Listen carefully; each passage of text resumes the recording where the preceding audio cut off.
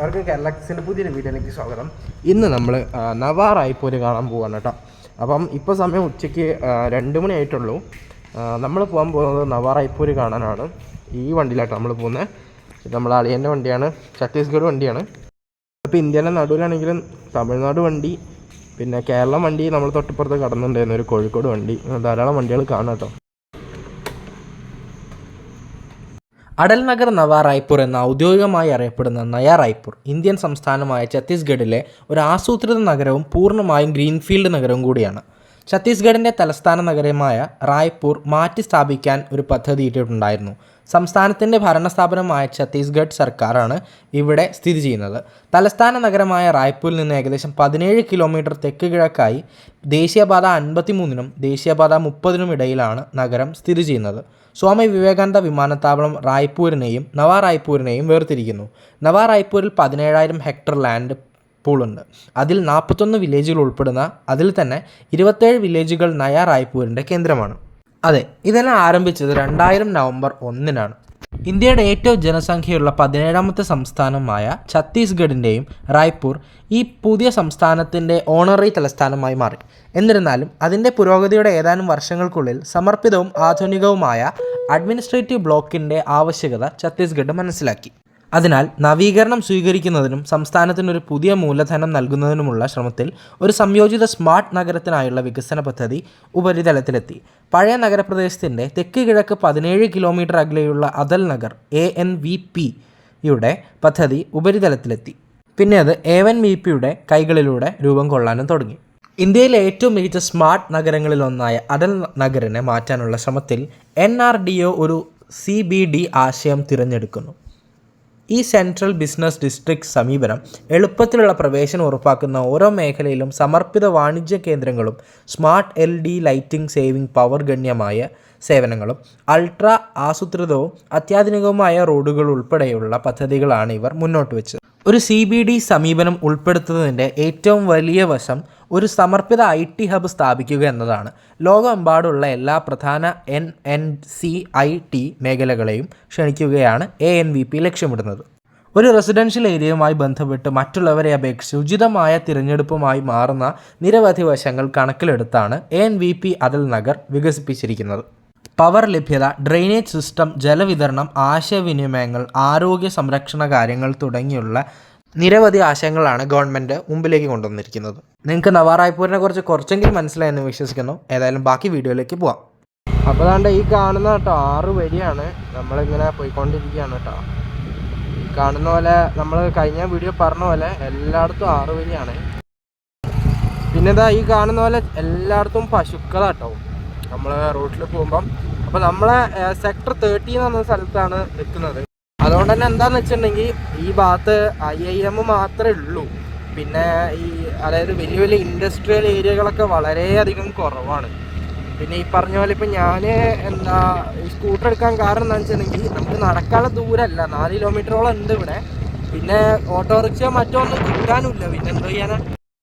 പിന്നെ കണ്ടില്ലേ ഈ 4 വരിയുടെ നടുവ് കൂടിയാണ് ഈ ചേട്ടൻ സൈക്കിൾ ഓടിച്ച് പോകുന്നത്. പിന്നെ ഈ ലെഫ്റ്റിൽ കാണുന്ന പോലെ പല കൃഷികളും മറ്റും നടക്കുന്നുണ്ട്. പിന്നെ നമ്മൾ ഊട്ടിയിലൊക്കെ കാണുന്ന പോലെ കുറേ പച്ചപ്പ് വിരിഞ്ഞ പാടങ്ങളും ഉണ്ട് കേട്ടോ. പിന്നെ റോഡിലൊക്കെ നിറച്ച് ചാണകമാണ്. ഇതിവിടെ ഒരു ഇൻസ്റ്റിറ്റ്യൂട്ട് ഓഫ് RTO, അതായത് ഡ്രൈവിംഗ് ആൻഡ് ട്രാഫിക് റിസർച്ച് ഒക്കെയാണ്. പക്ഷേ ഇത് വെറുതെ പണിതാൻ തോന്നുന്നുണ്ട്. ഇവിടെയുള്ള ആൾക്കാർക്കൊന്നും മര്യാദയ്ക്ക് വണ്ടി ഓടിക്കാൻ അറിയത്തൊന്നുമില്ല. പിന്നെ അവിടെ ദൂരത്ത് എന്തോ ഒരു ബിൽഡിംഗ് ഒക്കെ പണിത് വരുന്ന കാണാം, നീണ്ടു നിവർന്ന് ഇങ്ങനെ കിടക്കുക. അതായത് ഇപ്പോൾ നിങ്ങൾക്ക് ഡ്രൈവിംഗ് ഒക്കെ ഒരു 4 വരി 6 വരിയിലൊക്കെ കറക്റ്റായിട്ട് എങ്ങനെ ലൈൻ കീപ്പ് ചെയ്ത് പഠിക്കണം എന്നുണ്ടെങ്കിൽ പറ്റിയ റോഡാട്ടോ ഇത് അല്ലേ. അങ്ങ് അറ്റം വരെ കാണാം. നല്ല വല്ല വണ്ടിയൊക്കെ ഉണ്ടെങ്കിൽ കീറാൻ പറ്റിയ സ്ഥലം.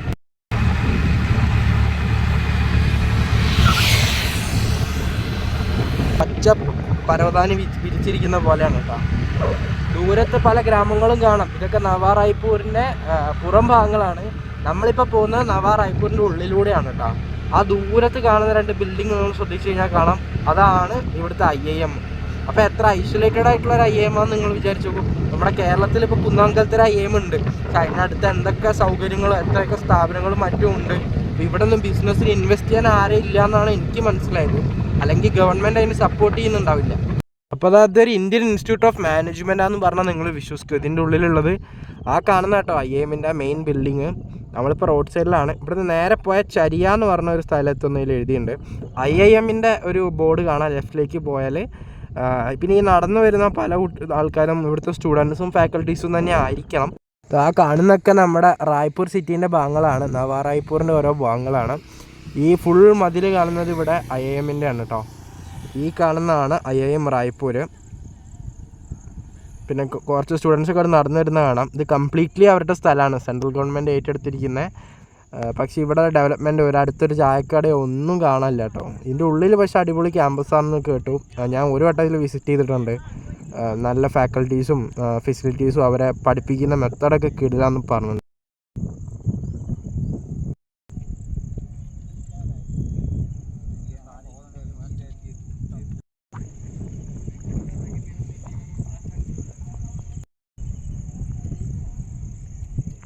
നമ്മൾ നിൽക്കുന്ന ഫ്ലാറ്റ് ഇതാണ്ട് ആ കാണുന്നത് കേട്ടോ. ആ ഏറ്റവും സൂം ചെയ്ത് കാണുന്ന ആ ഒരു വലിയ സ്തൂപങ്ങൾ കണ്ടില്ലേ, അവിടെയാണ് നമ്മുടെ ഫ്ലാറ്റ് ഉള്ളത്. നമ്മളിപ്പോൾ നേരത്തെ വീഡിയോ തുടങ്ങിയ സ്ഥലം. പിന്നെ കംപ്ലീറ്റ്ലി വിജനാണ് കണ്ടോ. ഒരൊറ്റ മനുഷ്യൻ പോലും ഇല്ല. ഇവിടെ പഠിക്കുന്ന സ്റ്റുഡൻസ് ഇവിടെ കിട്ടാൻ പാടാണ്, പക്ഷെ ഇവിടെ കിട്ടിക്കഴിഞ്ഞ് കഴിഞ്ഞാൽ നല്ല പാടാണ്. ഈ ഭാഗത്ത് ഇങ്ങനെ ഒരു ചായക്കട കണ്ടു കേട്ടോ. അത് ഇതിൻ്റെ ഇടയിലൊന്നും വേറെ ഒരു സംഭവമല്ല, ഈ ആകെ ഒരു കട മാത്രമേ ഉള്ളൂ. ഇവിടുത്തെ പിള്ളേരൊക്കെ ഇവിടെ ആയിരിക്കും. പിന്നെ ഉള്ളിൽ ക്യാൻറ്റീൻ ഉണ്ട്. ഹോസ്റ്റലിലുള്ള പിള്ളേരായിരിക്കും കൂടുതൽ. ഇതൊരു വേറെ വില്ലേജിലേക്ക് പോകുന്ന വഴിയാണ്, പോയി വെക്കാം.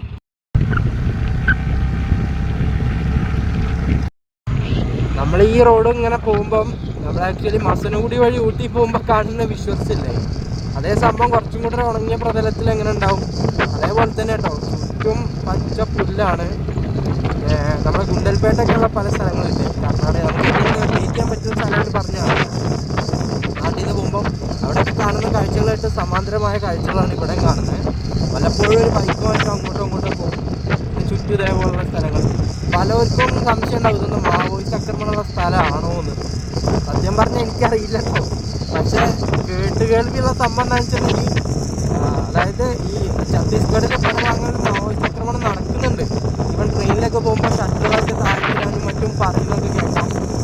ആവറേജ് മലപ്പുറംകാരപ്പോൾ വിചാരിക്കുന്നുണ്ടാവും ഇവിടെയൊക്കെ എത്ര ടർഫ് കെട്ടാനുള്ള സ്ഥലമുണ്ട്, അല്ലെങ്കിൽ എത്ര പിള്ളേർക്ക് ഫുട്ബോൾ കളിക്കാമെന്നോ. സംഭവം ശരിയാണ്, പക്ഷെ ഇവിടെ ആരും ഇല്ല. ഇതെന്നൊക്കെ പറഞ്ഞിട്ടുണ്ടെങ്കിൽ നവാ റായ്പൂരിൻ്റെ ഔട്ടർ ഭാഗങ്ങളാണ്. ഈ ഭാഗങ്ങളിലാണ് ഏറ്റവും കൂടുതൽ സാധാരണക്കാർ താമസിക്കുന്നത്.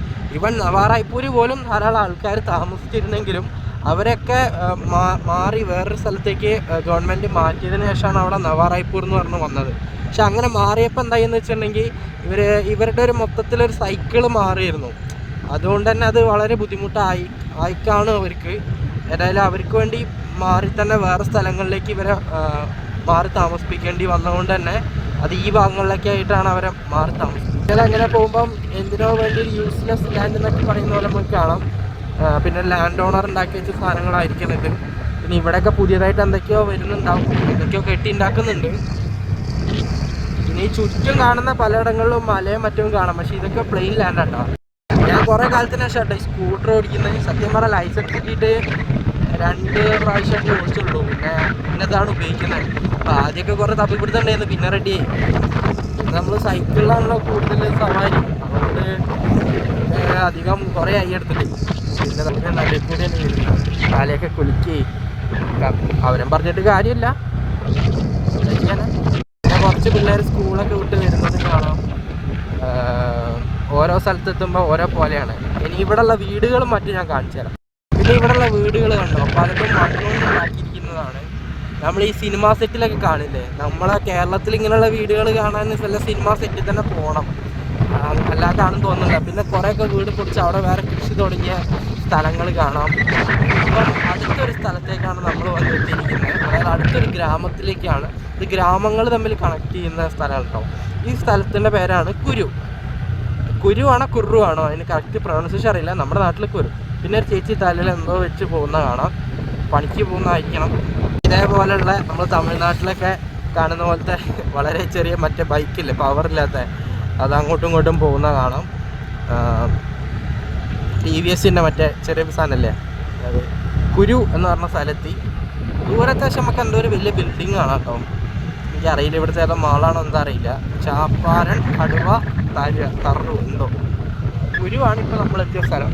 പിന്നെ ഈ നവാ റായ്പൂർ അറേഞ്ച് ചെയ്തിരിക്കുന്ന സെക്ടർ വൈസ് ആണ് കേട്ടോ. സെക്ടർ 1 തുടങ്ങി 30 കഴിഞ്ഞ് കഴിഞ്ഞാൽ പിന്നെ HNLU എന്ന് പറഞ്ഞൊരു ക്യാമ്പസാണ് വരുന്നത്. അതായത് ഒരു യൂണിവേഴ്സിറ്റിയാണത്. അവിടം വരെയാണ് ഈ സെക്ടറിൻ്റെ വേർതിരിവ് നമുക്ക് മനസ്സിലാവുന്നത്. നമുക്കൊരു വെള്ളത്തിൻ്റെ ടാങ്ക് കാണാം കേട്ടോ. ഇവിടേക്കുള്ള വെള്ളമൊക്കെ ഇവിടുന്നാന്ന് തോന്നുന്നുണ്ട്. ഇത് മെയിൻ റോഡ് കേട്ടോ. ഇതൊരു സിംഗിൾ ലൈൻ മെയിൻ റോഡാണ്. അത്യാവശ്യം ട്രാഫിക്കും കാര്യങ്ങളൊക്കെ കാണാം. ഇവിടുന്ന് ലെഫ്റ്റിലോട്ട് പോയ ഒരു ജംഗിളൊക്കെ ഉണ്ട് കേട്ടോ. ഇവിടെ ജംഗിൾ സഫാരിയൊക്കെ ഉണ്ട്. പക്ഷെ രാവിലെ വരണം. നമുക്ക് അറിയില്ല അത് ചെയ്യാൻ പറ്റുമോയെന്ന്. കാരണം ഇവർക്കൊരു ഫിക്സഡ് ടൈമൊക്കെ ഉണ്ട്. നമ്മളെ പോലെ അതായത് മൃഗങ്ങൾ എഴുന്നേൽക്കുന്നതിന് മുമ്പ് നമുക്ക് ചെല്ലാൻ പറ്റില്ല. പക്ഷെ നമ്മുടെ സൗത്തിലേക്കും അല്ലെങ്കിൽ ഇപ്പം നാഗ്പൂരിലെ പെഞ്ച് ടൈഗർ റിസർവ് ഒക്കെ ആണെങ്കിൽ രാവിലെ തുറക്കും.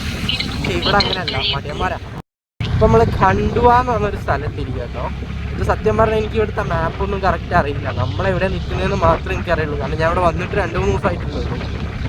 പക്ഷേ നമുക്കിങ്ങനെ പോയി നോക്കാം. ഇവിടെ നമ്മൾ വീണ്ടും ഒരു ഗ്രാമത്തിലേക്ക് വന്ന് എത്തിയിരിക്കുക കേട്ടോ. ഇവിടുന്ന് റായ്പൂരേക്ക് 23 കിലോമീറ്റർ എന്നാണ് കാണിക്കുന്നത്. തോന്നുന്നത് നവാ റായ്പൂര് ടച്ച് ചെയ്തിട്ട് തന്നെ ആയിരിക്കണം പോകുന്നത്. ഇവിടെയൊക്കെ പല കടകളും അവധി കേട്ടോ. നമ്മുടെ നാട്ടിലെ പോലെ തന്നെയാണല്ലോ. കണ്ടോ, ഇതൊരു തടാകമാണോ? തടാകമാണ്. എനിക്ക് തോന്നുന്നു ഇവിടെ സമ്മർ ടൈമിൽ വളരെ കുറവാണ്. മഴ. ഇപ്പോൾ വെള്ളം വളരെ കുറഞ്ഞിട്ടുണ്ട്. അപ്പോൾ അതേപോലുള്ള തടാകങ്ങളൊക്കെ പലതും ഉണ്ടാക്കിയതാവണം. നല്ല പൊടിയുണ്ട് കേട്ടോ. പൊടി പ്ലസ് ചാണകം. ഇതായി കാണുന്നതൊക്കെ മണ്ണുകൊണ്ട് പണിതാണ്. ഇവിടുത്തെ ഒരു ഷിഫ്റ്റ് മനസ്സിലായോ? അതായത് ഈ നമ്മൾ ഇത്ര നേരം വന്ന് ആ പാട്ട് റോഡിൽ നിന്ന് നേരെ കയറുന്ന 4 വരിക്കാം. പിന്നെ എനിക്കറിയാം ഈ വീഡിയോ കാണുന്ന ഒരു 90% ഓഡിയൻസ് ഇവിടെ നിന്നും വരാൻ ആഗ്രഹിക്കാത്തതായിരിക്കാം. പക്ഷെ നിങ്ങളുടെ ജീവിതത്തിൽ എപ്പോഴെങ്കിലും ഇങ്ങനെയുള്ള സ്ഥലത്ത് അറ്റ്ലീസ്റ്റ് നിങ്ങളിത് ഒരു ചാൻസിക്ക് 9 ദിവസം എവിടെയെങ്കിലും സ്റ്റേ അടിക്കാൻ. അതായത് നിങ്ങളുടെ ലൈഫിൽ കുറച്ച് പീസ്ഫുൾ ആയിട്ടുള്ള മൊമെൻറ്റ്സ് വേണം. ഫാമിലിയായിട്ട് പോകുമ്പോൾ വേണമെന്നൊക്കെ ഇതേപോലുള്ള സ്ഥലം അടിപൊളിയാണ്. പിന്നെ നിങ്ങൾ വിചാരിക്കുന്ന അത്ര വിജയനായിട്ടുള്ള സ്ഥലമാണെന്ന് വിചാരിക്കണ്ട. ഇവിടെ തന്നെ എയർപോർട്ട് ഉണ്ട് കേട്ടോ. റായ്പൂർ എയർപോർട്ട് എന്ന് പറയുന്നത് നവാ റായ്പൂരേ വരുന്നത്. അപ്പോൾ നിങ്ങൾക്കിപ്പം കേരളത്തിൽ നിന്ന് ഡയറക്റ്റ് ഫ്ലൈറ്റ് ഒന്നും ഇല്ലെങ്കിലും നിങ്ങൾക്ക് ബാംഗ്ലൂർ വഴിയൊക്കെ ഇങ്ങോട്ട് വരാം. ഇവിടുത്തെ എംബഡിമാരും കുറച്ച് സ്ട്രോങ് ആണെന്ന് തോന്നുന്നുണ്ട്. മനുഷ്യന്മാരോ പശുക്കൾ മാത്രമേ ഉള്ളൂ, മനുഷ്യന്മാരൊന്നുമില്ല. എന്നാലും ക്യാമറയ്ക്കൊന്നും കുറവില്ല കേട്ടോ. ഇവിടെ ഹെൽമെറ്റ് തട്ടിക്കൊണ്ടുപോകുന്നുള്ള പേടിൻ്റെ ആവശ്യമൊന്നുമില്ല, കാരണം ആരും ഇടാനില്ല. നമ്മളങ്ങനെ വീണ്ടും 4 വരിയിലേക്ക് വന്നെത്തിയിരിക്കുകയാണ്. നയാ റായ്പൂർ റോഡ്. ഇവിടുത്തെ ഓരോ സെക്ടർ എനിക്ക് കാണിച്ചത്. ഇവിടെ ബോർഡൊക്കെ കാണാം. ഖപ്രി, ഖഡ്പി, വലത്തോട്ട് പച്ചടി എന്നൊക്കെ പറഞ്ഞ സ്ഥലമുണ്ടോ ദൈവമേ. അങ്ങനെ കാണാം. വീണ്ടും നമ്മൾ വലതുഭാഗത്ത് IIM, ആ ദൂരത്ത് കാണുന്ന ഫ്ലാറ്റ് ആട്ടോ നമ്മളീ കാണുന്ന സെക്ടർ 36 ആട്ടോ. 30 വരെ ഒന്നല്ല, അതിന് മുകളിലേക്ക് ഉണ്ട്. പക്ഷെ അവിടെ സ്കാറ്റർ ചെയ്ത് കിടക്കുകയാണ്. അപ്പോൾ നമ്മൾ 30 കിലോമീറ്റർ സ്ട്രെയിറ്റ് എന്നാണ് നമ്മുടെ മെയിൻ റായ്പൂരിലേക്ക് ഇവർ പറയുന്നത്. ഈ കാണുന്ന കലിംഗ യൂണിവേഴ്സിറ്റി ഇവിടെയാണ് കേട്ടോ. ഈ റൈറ്റിൽ വരുന്ന ബസ്സാണ് കേട്ടോ നമ്മൾ ഇന്നലെ പോയത്. അതായത് ഇവരുടെ പബ്ലിക് ട്രാൻസ്പോർട്ടിന് ഉപയോഗിക്കുന്ന വണ്ടിയാണ്. ഇതിങ്ങനെ കറങ്ങി തിരിഞ്ഞ് വീണ്ടും എങ്ങോട്ട് പോകുമെന്ന് വെച്ചിട്ടുണ്ടെങ്കിൽ റായ്പൂർ പോകും. നവാ റായ്പൂരിൽ നിന്ന് വീണ്ടും നമ്മൾ 6 വരിയിലേക്ക് പ്രവേശിച്ചിരിക്കുകയാണ് സുഹൃത്തുക്കളെ. ഇവിടെയൊക്കെ കണ്ടോ മനുഷ്യന്മാരൊന്നുമില്ല. പക്ഷെ കറക്റ്റ് ഇവർ ഗവൺമെൻറ് പറഞ്ഞിട്ടുണ്ട് എങ്ങനെയാണ് ഒരു ഇത് വേണ്ടത്. അതായത് ഇപ്പം ബസ് സ്റ്റോപ്പ് എന്ന് പറഞ്ഞാൽ അവിടെ ഉണ്ട്. പക്ഷെ അല്ലാതെയുള്ള ബാക്കി ലോക്കൽ ബസ്സുകളും കാര്യങ്ങളും നിർത്താൻ ഇവിടെ സെപ്പറേറ്റ് സെൻറ്റർ, ഇവിടെ 6 വരി. എന്ത് കറക്റ്റായിട്ടാണ് അവർ ചെയ്തിരിക്കുന്നത്. നമ്മുടെ നാട്ടിലേക്ക് ഇങ്ങനെ ഇപ്പോൾ ഏറ്റവും പുതിയൊരു 6 വരിയിലെങ്കിലും വരുമോ എന്നുള്ള സംശയമാണ്. പിന്നെ പൂക്കളൊക്കെ കാണണം കേട്ടോ ഇതേപോലെ. പിന്നെ പട്ടികളെ ശ്രദ്ധിക്കണം. പട്ടികളും പശുക്കളും ഇതൊക്കെ അവർ നട്ടു വളർത്തുന്നത്. അതായത് വെള്ളം നനച്ച് കൊടുക്കുന്ന തന്നെയായിരിക്കും. ഈ KSRTC ബസ്, അതായത് ഞാൻ ഇവിടുത്തെ ബസ്സിൻ്റെ കാര്യം പറഞ്ഞത്, വൺ കയറില്ല കേട്ടോ. നമ്മൾ കയറിക്കഴിഞ്ഞാൽ 3/4 മണിക്കൂറിനുള്ളിലാണ് 36-40 കിലോമീറ്റർ.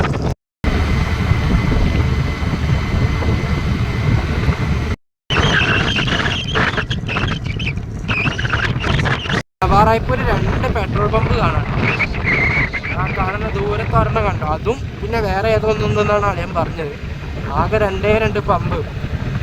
40-50 കിലോമീറ്ററോളം എളുപ്പമുള്ള ഈ നവാ റായ്പൂർ. ബാരിസ്റ്റർ ഷെഡ്യാൽ സ്ക്വയർ എന്ന് പറഞ്ഞ സ്ഥലത്ത് നമ്മൾ എല്ലായിടത്തും നല്ല റോഡുകളുണ്ട്. ഇപ്പം നല്ല മനുഷ്യന്മാർ മാത്രമില്ല. സെക്ടർ 13 എത്തിയിട്ടോ. നമ്മളെന്താ ഇടയ്ക്കിടയ്ക്ക് വീഡിയോ എടുക്കാത്ത വെച്ചിട്ടുണ്ടെങ്കിൽ ഇത് 6 വരിയാണ്. നിങ്ങൾക്ക് അറിയാമല്ലോ എത്ര സ്പീഡിലാണ് വണ്ടി പോവാന്ന്. ആ റോഡ് ഇങ്ങനെ നീണ്ട് നിവർന്ന് കിടക്കുകയാണ്. ബാക്കിൽ വല്ല ഒരു ബൈക്കോ കണ്ടാലായി. അപ്പോൾ ഇത് നേരെ എത്തുന്നത് ഇൻ്റർനാഷണൽ ക്രിക്കറ്റ് സ്റ്റേഡിയത്തിലേക്ക് കേട്ടോ. അതായത് റായ്പൂരിലുള്ള ഏക ഇൻ്റർനാഷണൽ ക്രിക്കറ്റ് സ്റ്റേഡിയം വെച്ച് കളികൾ നടക്കാറുണ്ടായിരിക്കാം. ഞാൻ ഇതിൻ്റെ ക്രിക്കറ്റ് ഫാനോ ഫുട്ബോൾ ഫാനോ നിലത്തൊന്നും എനിക്ക് കറക്റ്റ് അറിയില്ല. പക്ഷേ ഇപ്പോൾ ഇവിടെ മൊത്തം പിച്ചിലായിട്ടൊക്കെ റൈറ്റ് സൈഡിൽ നമുക്ക് ഇങ്ങനെ സ്റ്റേഡിയം കണ്ടു തുടങ്ങിയിട്ടോ. അല്ല ലെഫ്റ്റ് സൈഡിൽ ഇങ്ങനെ വേറെ പിന്നെ കുറേ പശുക്കളൊക്കെ ഉണ്ട്. ഇവിടെ കളി നടക്കുമ്പോൾ എന്തായാലും വന്ന് കാണുന്നുണ്ട്. ഇവിടെ എന്തൊക്കെയോ പണികളൊക്കെ നടക്കുന്ന കാണാം. എന്താ ചെടികൾ കുഴിച്ചിടണ്ടോ. പിന്നെ ഇവിടെയൊക്കെ കുറേ എന്താ പറയുക ഒരു ലേക്ക് പോലത്തെ സംഭവം കാണാം. ഇവിടെയൊക്കെ എന്തൊക്കെയോ പണി നടന്നുകൊണ്ടിരിക്കുക കേട്ടോ. എന്താ വയറൊക്കെ അടിക്കൂട്ടെടുക്കലോ പരിപാടി. പിന്നെ നവ റായ്പൂർ ടൂറിസമായിട്ട് ബന്ധപ്പെട്ടിട്ടുള്ള ഫ്ലക്സുകളും ഇവിടെ ഇപ്പോൾ ഭരിക്കുന്ന ഗവൺമെൻറ്റിൻ്റെ ഭരണാധികാരികളുടെ ഫോട്ടോ ഒക്കെ കാണാം. ഈ കാണുന്ന കേട്ടോ നമ്മുടെ ഛത്തീസ്ഗഡ് നവ റായ്പൂരുള്ള ക്രിക്കറ്റ് സ്റ്റേഡിയം. ഭയങ്കര ഭംഗിയൊന്നുമില്ല കാണാൻ, പക്ഷേ ഇതിൻ്റെ ഉള്ളിലാണല്ലോ വളരെ ഭംഗിയായി കളിക്കുന്ന ആൾക്കാരുണ്ടാവുന്നത്. അപ്പോൾ ഇങ്ങനെയാണ് ഇവിടുത്തെ സംഭവം. ഈ കാണുന്നതൊക്കെ പാർക്കിംഗ് ആണ് കേട്ടോ. എനിക്ക് തോന്നുന്നു ഇവിടെ ക്രിക്കറ്റ് മാച്ചും കാര്യങ്ങളും നടക്കുമ്പോൾ ഭയങ്കര ക്രൗഡഡ് ആയിരിക്കും. 2008 ഉദ്ഘാടനം ചെയ്തിരിക്കുന്ന ഒരു ഇൻ്റർനാഷണൽ സ്റ്റേഡിയമാണ് നമ്മുടെ Shaheed Veer Narayan Singh international cricket stadium അഥവാ Nava Raipur international cricket stadium. 65,000-ഓളം ആൾക്കാരെ കൊള്ളുന്ന ഈ സ്റ്റേഡിയത്തിൽ 50th ഇൻ്റർനാഷണൽ ക്രിക്കറ്റ് നടന്നത് ഈ സ്റ്റേഡിയത്തിലായിരുന്നു. ബൗണ്ടറി ഡയമെൻഷൻസിൽ ഇന്ത്യയിലെ വൺ ഓഫ് ദി ഏറ്റവും വലിയ സ്റ്റേഡിയം തന്നെയാണ് ഈ ഒരു ക്രിക്കറ്റ് സ്റ്റേഡിയം. 2010 കേട്ടോ ഇവിടുത്തെ ആദ്യത്തെ മാച്ച് നടന്നത്. 1857 സിപ്പോയ് ആക്രമണത്തിൽ 1857 സീപ്പോയ് യുദ്ധത്തിൽ വീരമൃത്യു മരിച്ച വീർ നാരായൺ സിംഗ് ബിജ്വാർ സൊനാഖാൻ എന്ന് പറഞ്ഞ സ്ഥലത്തിലുള്ള അദ്ദേഹത്തിൻ്റെ പേരിൽ തന്നെയാണ് ഈ ഒരു സ്റ്റേഡിയം നാമകൽപ്പന ചെയ്തിരിക്കുന്നത്. ഗവൺമെൻറ് ഓഫ് ഛത്തീസ്ഗഡിൻ്റെ ഈ സ്റ്റേഡിയം നിർമ്മിക്കാനായിട്ട് ഏകദേശം 145 കോടി രൂപയോളമായിരുന്നു ചെലവ് വന്നിരുന്നത്. 3 IPL മാച്ചുകളും ഒരു CLT20യും അതുപോലെ തന്നെ 2020-ഉം 2021-ലെയും റോഡ് സേഫ്റ്റി വേൾഡ് സീരീസും ഈ ഒരു ഗ്രൗണ്ടിൽ വെച്ച് തന്നെയായിരുന്നു നടന്നിരുന്നത്. സുനിൽ ഗവാസ്കർ, ഇർഫാൻ പത്താൻ, വിവ് റാക്കറ്റ്സ്, യുവരാജ് സിംഗ് തുടങ്ങിയുള്ള എല്ലാ കളിക്കാരും ഈ സ്റ്റേഡിയത്തിനെ കുറിച്ച് വളരെ നല്ല അഭിപ്രായം തന്നെയാണ് പറഞ്ഞിരുന്നത്. ഇവിടെ ഒരു ക്രിക്കറ്റ് അക്കാഡമീൻ്റെ പരസ്യമൊക്കെ കാണാം. അപ്പോൾ ഇവിടെ തന്നെ പിള്ളേരെ പഠിപ്പിക്കുന്നുണ്ട് കേട്ടോ ക്രിക്കറ്റ്. കുറേ സ്കൂൾ പിള്ളേരൊക്കെ അങ്ങോട്ട് വിട്ട് ക്ലാസ് കഴിഞ്ഞ് പോകുന്ന കണ്ടു.